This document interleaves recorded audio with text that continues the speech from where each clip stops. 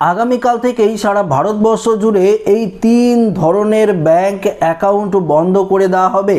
এছাড়াও আরবিআই অর্থাৎ রিজার্ভ ব্যাংকের তরফ থেকে একটি গুরুত্বপূর্ণ ঘোষণা করা হয়েছে, যা আজকের এই ভিডিওতে আপনাদেরকে একদম বিস্তারিত জানিয়ে দেব। তো বন্ধুরা, যদি আপনাদের ব্যাংকের অ্যাকাউন্ট থাকে অবশ্যই ভিডিওটি আপনারা দেখবেন, না হলে আপনাদেরও ব্যাংক অ্যাকাউন্ট আগামীকাল থেকেই বন্ধ হয়ে যাবে। তখন আপনারা কিন্তু নিজেরাই বুঝতে পারবেন না যে ঠিক কী কারণে আপনার অ্যাকাউন্টটি বন্ধ হয়ে গেছে। এছাড়াও ধরুন যারা অনলাইনে টাকা লেনদেন করেন তাদের জন্য একটি গুরুত্বপূর্ণ আপডেট রয়েছে। তো সমস্ত কিছু জানাবো আজকের এই ভিডিওতে। তো একটু মনোযোগ সহকারে যদি আপনারা দেখেন তাহলে বিস্তারিতভাবে জানতে পারবেন।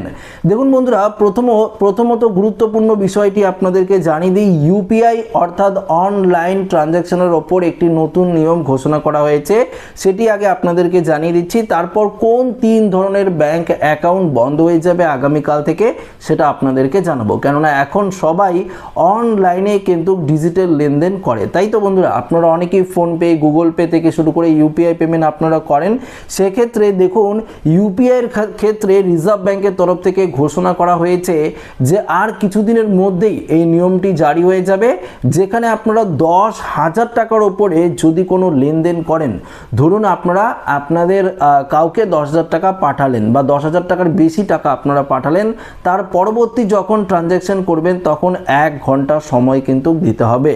এই নিয়মটি কেন জারি করা হচ্ছে জানেন? কেননা অনলাইন ডিজিটাল যে লেনদেন, সেই ডিজিটাল লেনদেন যত বাড়ছে ততই কিন্তু সাইবার ক্রাইম অর্থাৎ প্রতারকরা কিন্তু ফাঁদ পেরে রয়েছে এবং তত বেশি অ্যাকাউন্ট থেকে টাকাও কিন্তু গায়েব হয়ে যাচ্ছে। প্রতারকরা কিন্তু আপনাদের অ্যাকাউন্ট থেকে টাকাও কিন্তু নিয়ে নিচ্ছে।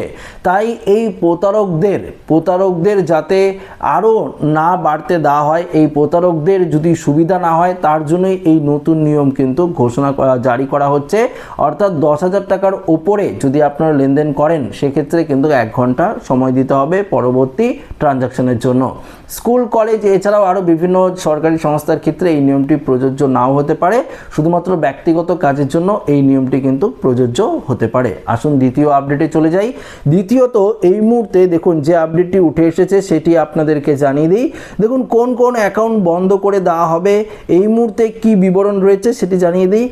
এখানে 1 নম্বর বলেছে 3 বছর ধরে যাদের ব্যাংক অ্যাকাউন্টে কোনো লেনদেন নেই, 3 বছর বা 2.5 বছর 2 বছর ধরতেই পারেন, যদি আপনার ব্যাংক অ্যাকাউন্টের সঙ্গে আপনি কোনো লেনদেন না করেন, আপনি টাকাও জমা দিচ্ছেন না, তুলছেন না, সেক্ষেত্রে কিন্তু আপনার ব্যাংক অ্যাকাউন্টটি নিষ্ক্রিয় করে দেওয়া হবে। দ্বিতীয়ত বলেছে অ্যাকাউন্টে কোনো টাকা নেই, যাদের ব্যাংক অ্যাকাউন্ট রয়েছে কিন্তু আপনাদের অ্যাকাউন্টে টাকাই নেই, সেক্ষেত্রেও আপনার ব্যাংক অ্যাকাউন্ট বন্ধ করে দেওয়া হবে। তৃতীয়ত বলেছে অ্যাকাউন্টগুলিতে ব্যাংক ইনঅ্যাক্টিভ বা ডোরমেন্ট বলে দিয়েছে, সেক্ষেত্রেও আপনার অ্যাকাউন্ট বন্ধ করে দেওয়া হবে।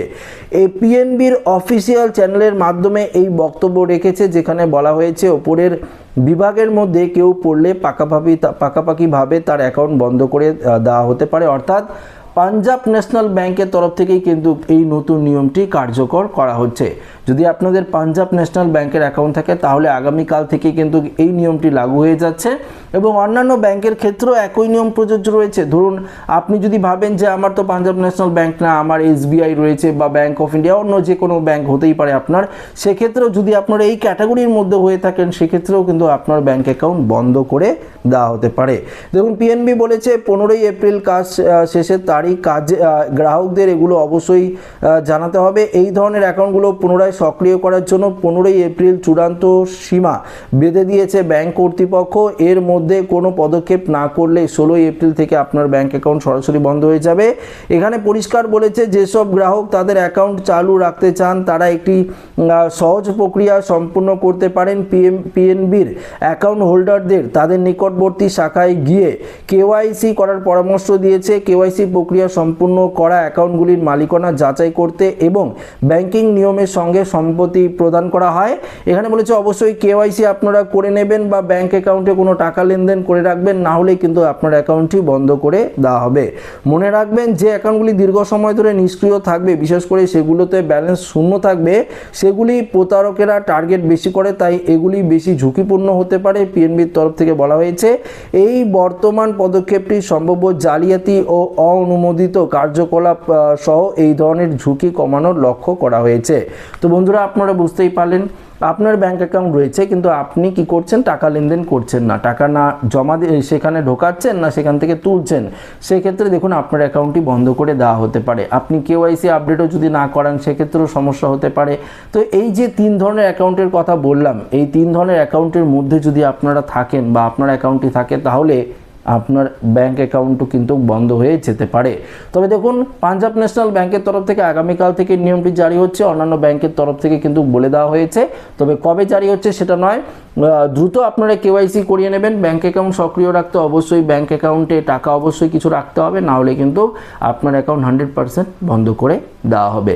তো আশা রাখবো ভিডিওটি প্রত্যেকের ভালো লেগেছে। ভিডিওটি ভালো লাগলে লাইক করবেন, সাথে শেয়ার করবেন, নতুন হয়ে থাকলে চ্যানেলটিকে সাবস্ক্রাইব করে আমাদের সঙ্গে জুড়ে থাকবেন। ধন্যবাদ।